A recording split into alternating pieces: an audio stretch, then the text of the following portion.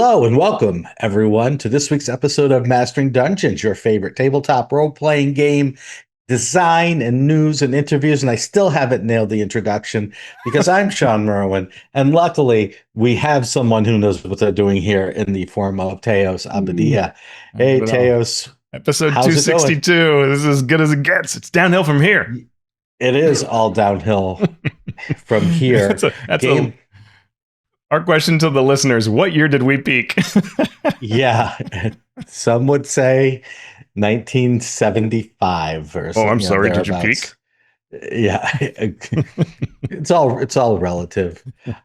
As we head toward Gamehole Con, probably both you and I will be leaving for there tomorrow. Yep. So the show will be dropping while we are either at or on our way to Gamehole Con, where we will be running games, doing panels, including a live Mastering Dungeon show, playing a few games, maybe. Oh, yeah. Yeah, I absurdly packed my schedule and I'm playing some great things, but I can't even think about them because I'm still preparing. I'm still endlessly chewing through things like outdoor survival as I continue to draw upon inspiration and revise my notes that I should really stop revising, but I can't help it. I tell you, say it's the very first thing I do on Thursday morning for 2 hours is go through your exploration, play and learn. So I want it to be. I'm expecting perfection. I'm Well, expecting yeah, perfection. I'm apparently aiming for that. Whether I achieve it, I don't know, but I certainly put a lot of work into it. So, Well, and honestly, had an absolute joy looking at all the different ways people approach exploration, both in the past and current, and it's a lot of fun. So, awesome.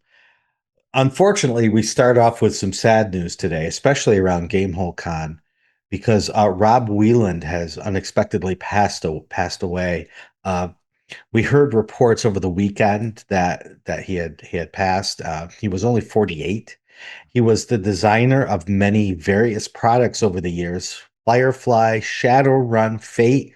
He worked on Star Trek Adventure, Seventh Sea, Star Wars Saga, World of Darkness, Savage Worlds, Chill, Shadowrun, D&D, so much more.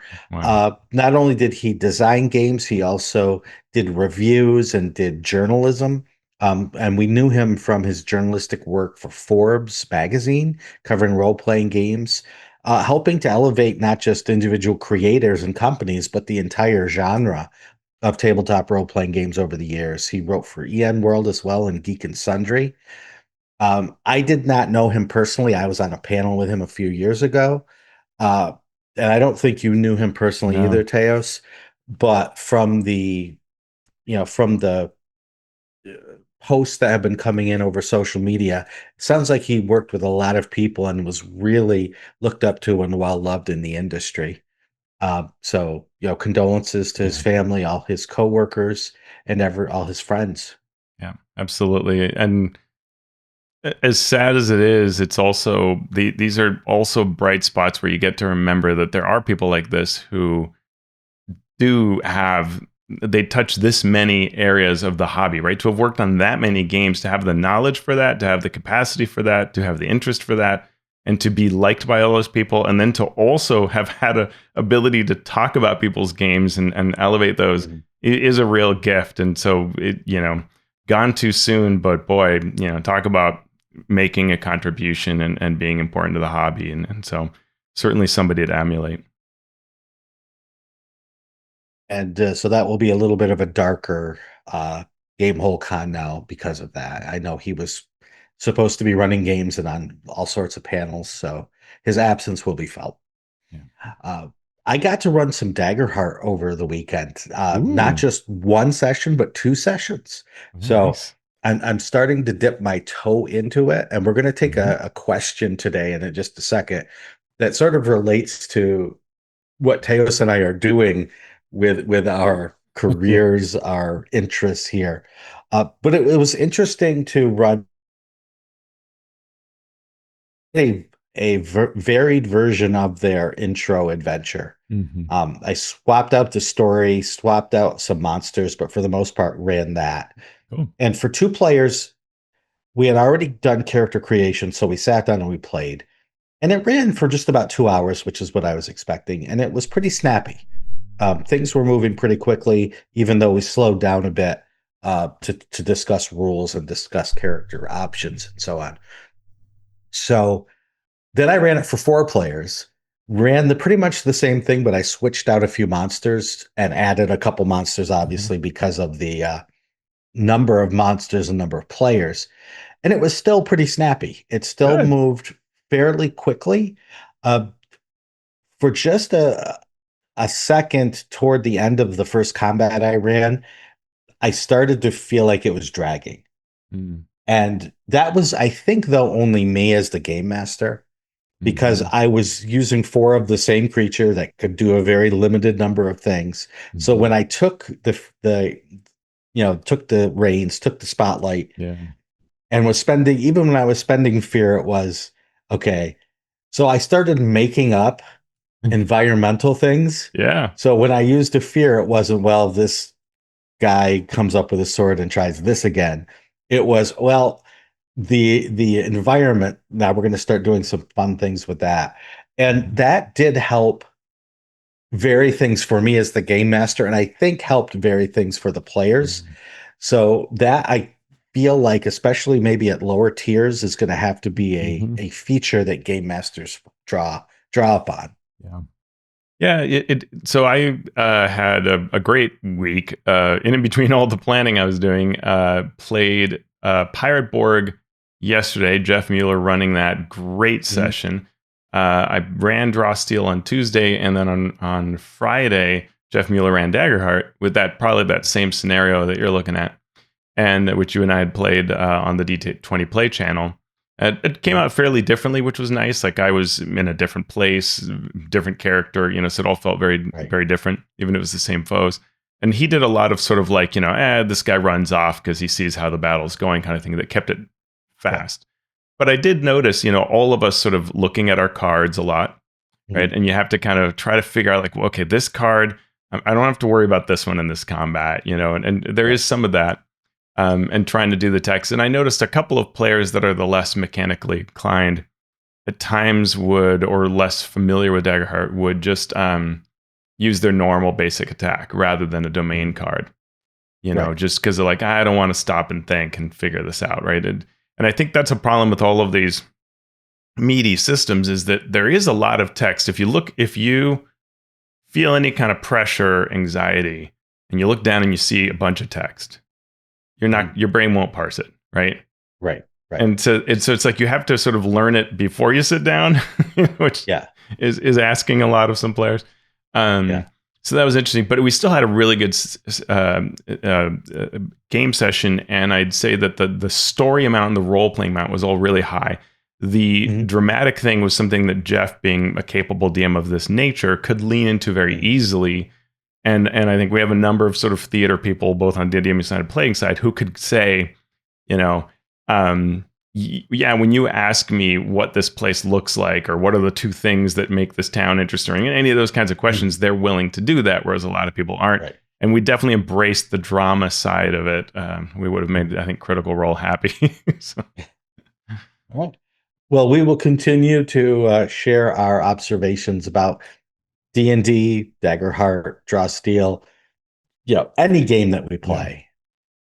But now we will jump into our questions. We're just going to take a couple questions because we have a lot of news to get to as well. The first question comes from Andy Demps, and it is, hi, Andy, via our Patreon Discord, who asks, when you're writing for a new system, whether it's new to you or new to the market, I would love to hear answers for both. What's your process to get up to speed on lore, mechanics, and design style? And I always go back to this old saying from the medical profession when you're talking about learning to do procedures, right? mm, Uh, Giving shots or mm, doing surgery or anything. It's watch one, do one, teach one. That's how fast you're expected to get up to speed with these things. And so my adage is uses that same format, but it's play one, run one, write one. So when I'm in the process of doing something like I'm doing with Draw Steel and Daggerheart right now, 2 new games, is during the playtest stage, I played them both multiple times to see where the game was because I want to understand the game loops. I want to understand what it's like to be a player. And then once I have that exposure under my belt, I'm going to pick up and read the rules from the GM's perspective, whether I'm grabbing a quick start adventure that they might offer or I'm writing my own based on, suggested procedures. Then I try to run it for both new players or maybe experienced players if possible, because I'm often not versed then in the character options, even as I try to run the game. So I'm going to count on the players to deliver to me the knowledge of what the players do, because I might have only played 2 or 3 classes or species or whatever. And then once I do that, it's all right. I've played one, I've run one, now I have to write one. So I sit down and I create adventures. I try to create game master content, player content to get the formula, if there is a formula for it, or to get the experience of creating this stuff. What's your process? It's really similar. Yeah, I want to dive into it sort of as quickly as I can, and ideally, like you talked about, like we did with playtesting, being on the D20 Play channel, trying a few games out. Right, it forces you to make the character or read the pre-gen, play through, figure out the experience. You don't have to super know everything. You're just getting an exposure, and then the reading is really important. I tend to read it both digitally and then in paper because I somehow increasingly comprehend them in different ways, I find. When it comes to, I do a little less of sort of just designing necessarily, though I like doing that if I can. But that teach one is really important. Some mechanism by which you are forced to say what you know or prove what you know is really critical to how my brain works. That can be writing things and transcribing. So creating a cheat sheet is a really good thing to do, right? When I created my Deadlands cheat sheet, that's when I felt I understood the majority of the game.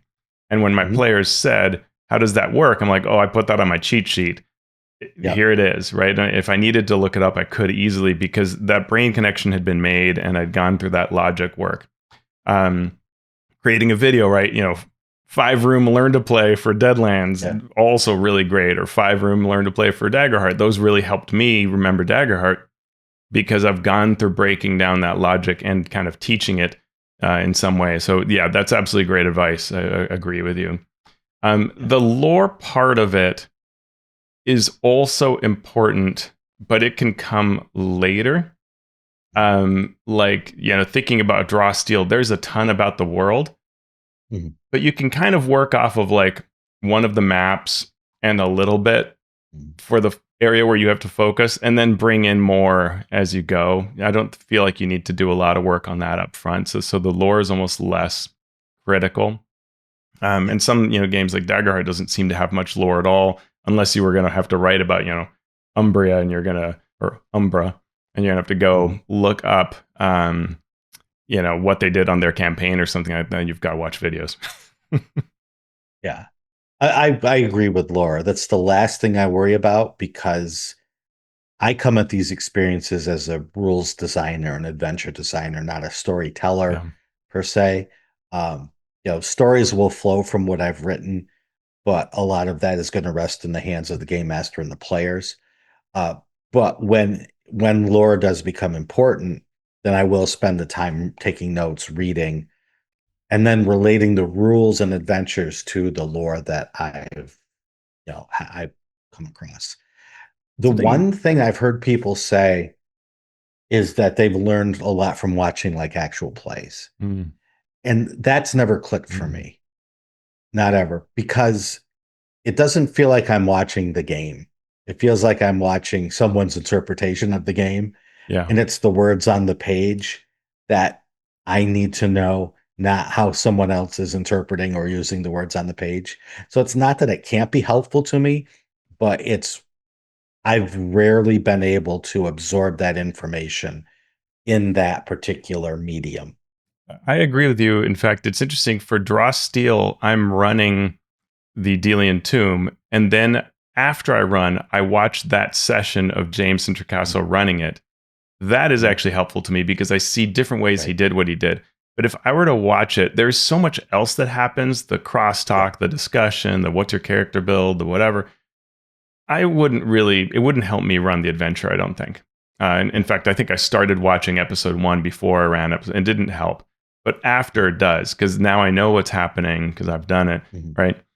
Similarly to Andy's question about new to market versus older, the older the game is, and it's just new to me, but it's been out there, usually someone has a very good video out there breaking down the how to play. Like I think of Richard Yep. Molina's nice breakdown of how the cipher system worked. When I Mhm. watched that video, that really helped me get it. And there's some Savage Worlds ones that also are really good at just explaining the basics. And that's what I've Right. tried to do when I've tried to do these learn to play videos is provide that level of breakdown that you'll, okay, I get it. I get what this is trying to do enough that now it's easy to open up the book or whatever, turn to my pregen. The newer game is a lot of the videos seem to be your take, your feel, rather than here's how to learn the game. And then Right. that is, I think, also not particularly helpful. Again, helpful if you've already understood it, but Mhm. not to learn it per se. Yeah. Yep. Well, let's jump right into our news and commentary section Yep. because there's a lot to cover, including the Stranger Things Welcome to the Hellfire Club's new box set is now available everywhere.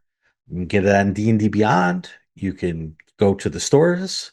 Uh, my my I bought the complete set, so it's on D&D Beyond. I haven't had a chance to look at it yet, but the box is hopefully in the mail, and I'll be checking it out as soon as we can. Yeah. Uh, there is a Dune D&D Beyond article that shares one of the monsters, the Demidragon. And there was a preview of an adventure that was there, but the page is down. Is that correct, Teos? Yeah, it was sort of strange. I looked at it, and it was this Riley. You can see it in the URL. Riley June is missing. Heroes needed at Rillard, and it was one of the adventures, kind of setting it up. Mhm. And I wonder if they decided that it showed too much or something. But if you go there, at least last I looked at it last night, it creates a 404 error. So maybe they've taken it down, and maybe it'll show up later. I'm not sure. Yeah, but it is interesting to see. Yep. Have you Um, cracked any part of it open yet? so uh, yeah, I had to do that brain calculation of what can I talk about, but it is now out there, so I can fully talk about it. So for a project, I got a copy of it quite Okay. some time ago, and so I have read through it actually, and through every adventure and all of that, and studied it. Um, I want to see the physical version before I really think about it. In fact, interestingly enough, and this is not under NDA, so I can share this as well, but a couple of us at least got an email like 2 days before the day this came out saying Mhm. a copy is on its way. and usually as an influencer, you get a, would you like this? And they were just like, we're sending you one. So something happened on their end scheduling wise, which I mean, we all work at companies. We know how it is. Sometimes these things Yeah. happen. So they clearly, whatever their desired schedule was for getting people to review these, that went sideways. And so it hasn't arrived yet, but at some point I will get one after it's already been live, and I'm going to be at Gamehole Con. So maybe I'll review it. I don't know. I'll take a look at Yeah. it and see. But I don't want to speak because I've often found my PDF version is less positive than when I actually read it in print, and Mhm. so I want to reread it in print before I kind of say how I Yeah. liked it. Yeah, especially a box set, right? Mm-hmm, If it's mm-hmm. just a book, Yeah, there's your point's taken, but you can barely get an idea if it's a box set with all those yeah, wonderful inserts and supplements. You really need to look yeah. at the whole box. And So this is maybe we'll clearly, take and a I look. can. Yeah. Yeah, and I can say, it's not, this is not rocket science, but this is a set that's meant to be sort of beer and pretzels fun, Yeah. jump in, pretend we're in the Stranger Things world for a while, have fun, right? And so it's aiming at a certain type of experience rather than like the most epic adventure you ever played, or you know what I mean, like the most Yeah. meaningful Yeah. dramatic story thing that you'll recall your character for ages, right? It's not aiming for that, and so that's where I think it also requires that sort of context to it. Mhm. Cool. So not only is the Stranger Things box set out, the Daggerheart Quickstart is now on both Roll20 and Demiplane. Darrington Press and Roll20 are offering this free Daggerheart Quickstart adventure, The Sablewood Messengers. The same one is available on the the Darrington Press site.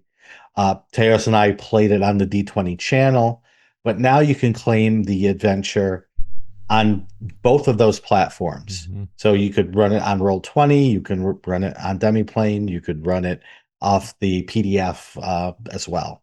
Mm-hmm. What's in this adventure? There's exclusive maps from Map Doctor that include dynamic lighting and foreground layers, as well as handouts, adversaries, and characters. There's an art pack that contains 50 plus tokens, portraits, and landscapes. And Demiplane also has PC and NPC character sheets that go along with it.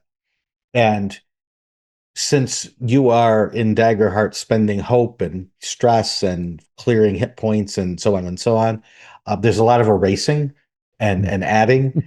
And so even people that don't love the digital character sheet found that it's really on Demiplane, that's really handy because there's a lot of checkboxes for like some of your powers. If you do this, your evasion or whatever they call it goes up.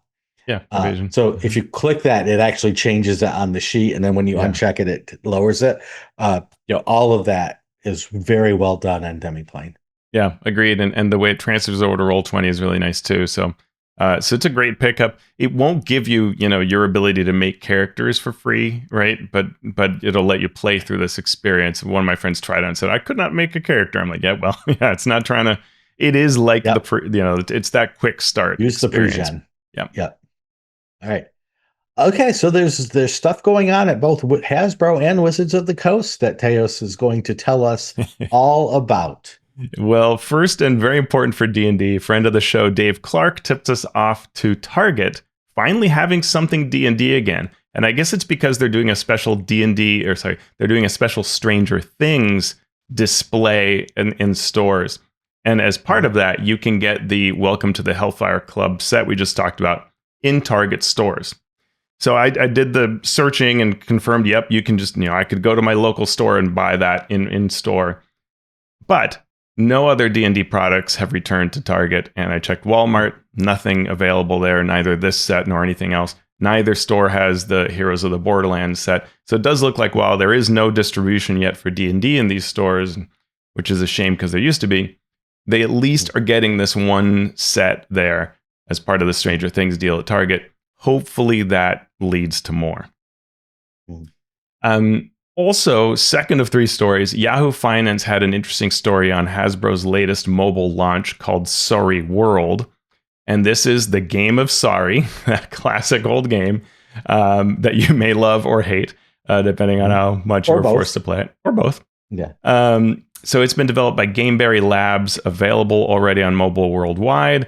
Reimagines the classic board game through a vibrant, immersive world. Choose quirky characters, build towns, climb ranks, block rivals, compete in league play. Yeah, this is not your dad's Sorry, or mom's or anybody else's. So it seems like maybe an attempt to duplicate the success of Monopoly Go. It might be slightly different, but it's something along those lines of reinventing and presenting a classic Hasbro brand. So we'll see how that goes. And then last is just a quick mention that on a video shared by our friend Scipio, Wizards shares their approach towards licensing, and Megan Margolis, Director of Emerging Business for Magic the Gathering, talks about various licensed works they have. Begins with D&D, saying they have 85 million players to date. That's, through the history of the game. Briefly discusses the Stranger Things set from a licensing perspective. Spends most of her time discussing how Magic approaches universes beyond to license other worlds, though, as we know, this type of thinking applies to D&D as well. And she talks about how they have several teams that look to find other brands that have deep world building, shared values, shared fan bases, and then bridge them together into Magic the Gathering sets. She interestingly shares that they are on track to host over 900,000 global in-person play events this year via their Windows Play network for Magic the Gathering store play. That's pretty cool. 900,000 events at different stores, Events. and yeah, that's pretty cool. Right. And those are just the ones that are reported, right? Right, right. So It's who not just knows random what people goes sitting down to on? play. Yeah. Right. Awesome. Well, we also have news that Drakkenheart is going to happen. What's that? That's the Dungeons of Drakkenheim being released to be played with the Daggerheart rule set coming to Kickstarter. It will be launching in November.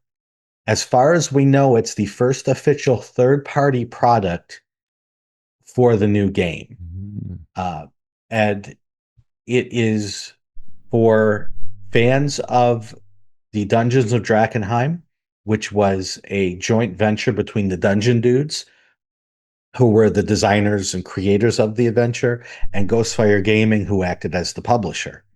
So it is adapted to fit seamlessly with a rule set built on collaborative storytelling, high stakes choices, and rich character drama. This Daggerheart edition of Dungeons of Drakkenheim makes every faction, intrigue, and horror of the original more dangerous and compelling than ever. There will be new mechanics and adversaries to bring the threats of contamination, mutation, and horrific anomalies to players in Drakkenheim or in any Daggerheart setting. We're very excited at Ghostfire because joining the Dungeon Dudes in this project is Mike Underwood, who is credited as an additional designer on the Daggerheart core rulebook. So we're ensuring that this adaptation is built from the ground up to use the setting and the rule set to capture the tension, the politics, and the peril that made Drakkenheim an award-winning adventure. You can go to the Kickstarter now, link in our show notes, to be notified about the November launch of this product. That's awesome. I love it. And I love it from an industry perspective to see, like, I'm very curious how this does compared to the first Drakkenheim, which was wildly successful. And this may be exactly what people are looking for to jump in, or maybe someone who bought the old one, didn't run it, but now thinks, in Daggerheart, I would totally run this, wants to pick it up. So I'm very curious to see how large a project this ends up being. I can't imagine it wouldn't be some form of large, but that's great. And I can imagine it's been a lot of fun work for the team at Ghostfire.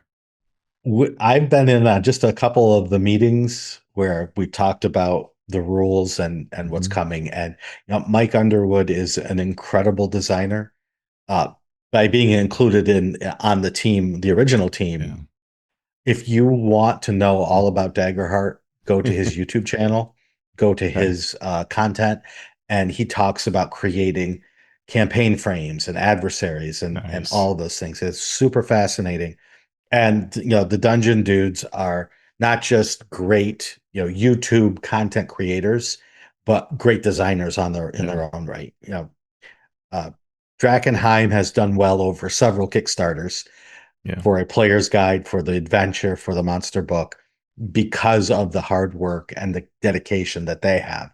So all of this coming together, and then me hearing them say, well, this is how I would do it in Daggerheart, and this is what we can do to make this rule that we had for 5e be for Daggerheart.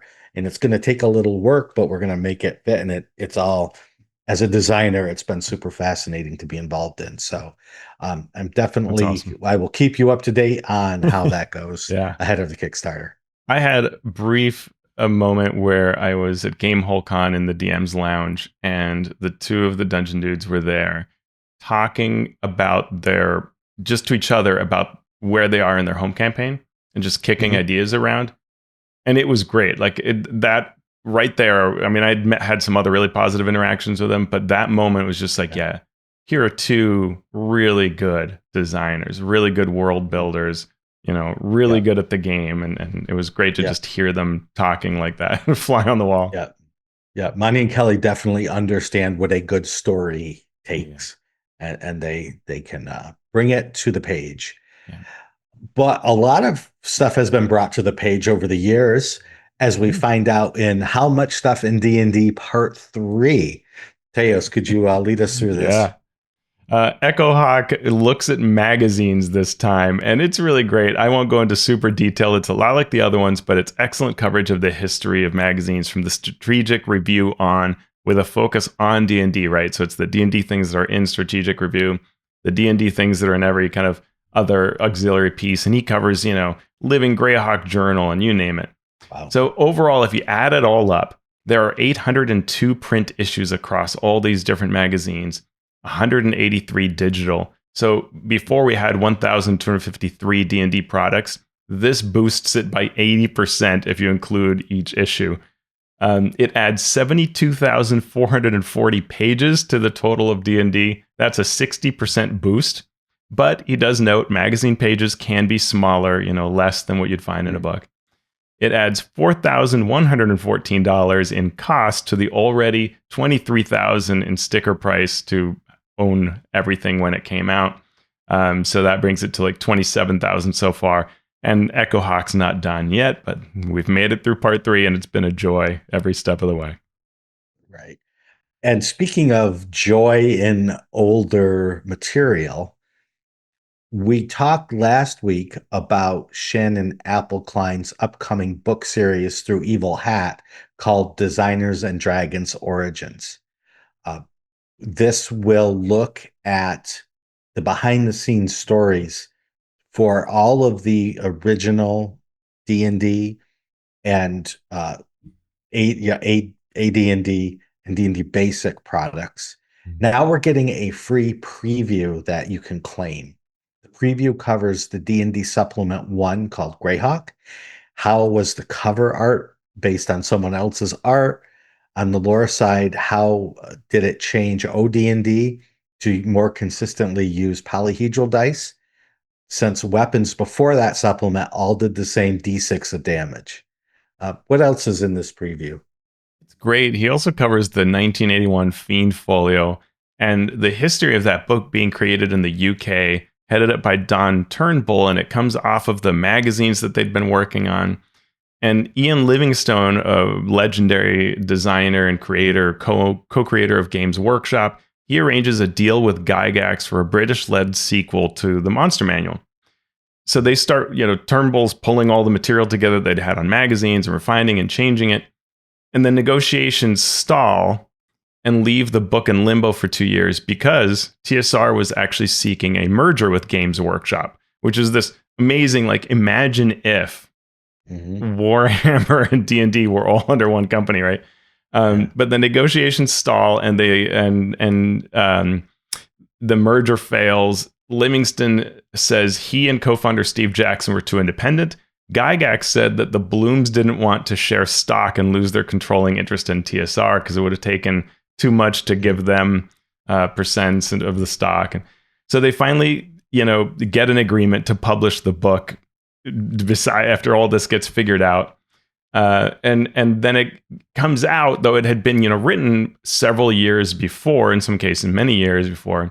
And Shannon notes that the Fiend Folio has a critique from Ed Greenwood in Dragon number 55, citing inconsistencies in the format, right? Basically saying this is poorly done. This is not the right format for monsters, but it's because it was written, 3 to 5 years ago.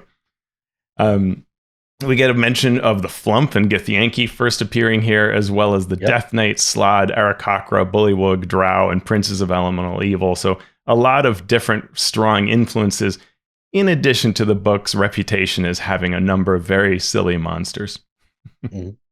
I think the Githyanki are on the cover, on the original cover of the Fiend Folio.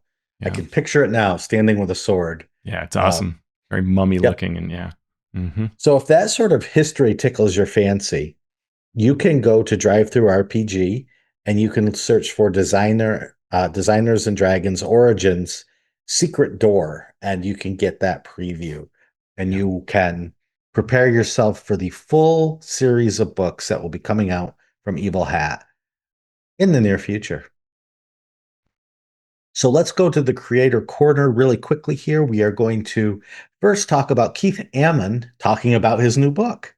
There's a podcast called Writing About Dragons and Shit, hosted by B. Dave Walters, Aaron Evans, and Trevor Bettis.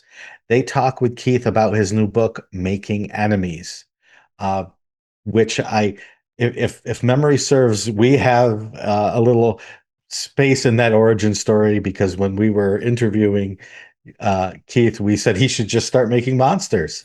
And He very kindly Keith, talks about this in the book itself, which I couldn't believe. yeah, It's very kind of him to acknowledge us, but we're glad he did because it's a great book. I'm just getting into it, but it's amazing. yeah, yeah.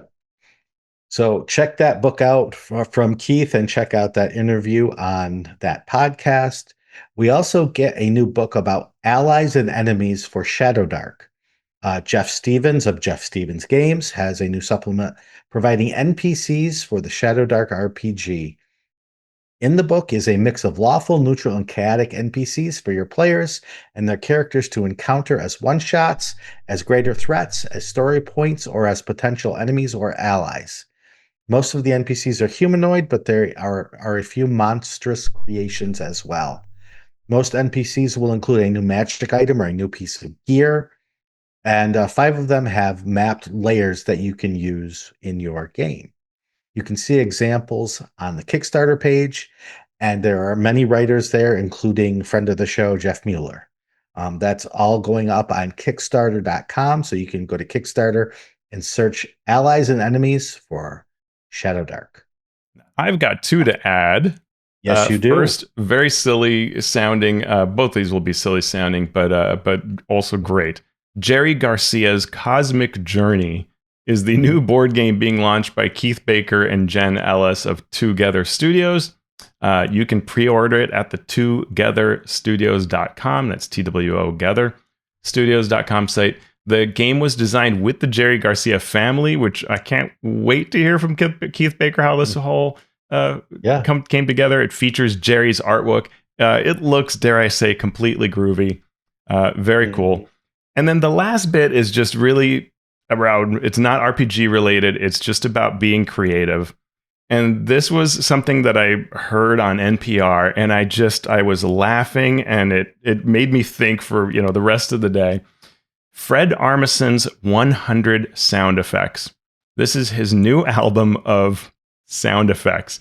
And there is this delightful interview on NPR that I really think it's a great listen, where the interviewer is asking Fred how this came to be, and Fred's just saying, like, don't you remember, having these sound effects that you'd listen to and how great that was? And so I've put together and recorded 100. He recorded it at the Foo Fighters studio. And it's a very funny, like, almost you never know with Fred if he's serious or not, and how much of every interview is its own bit.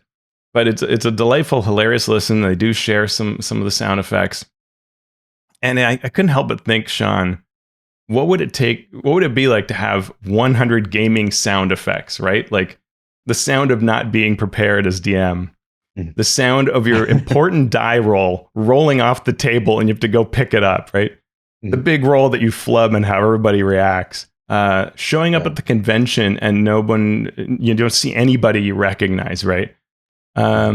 Realizing you left that important thing at home and you have to DM a table without it, right? Like someone should make that album. Let's do it. Let's do it, Teos. We'll go to the Foo Fighters studio. It's just up the street from you, right? Yeah, exactly. Well, that ends our news and commentary section.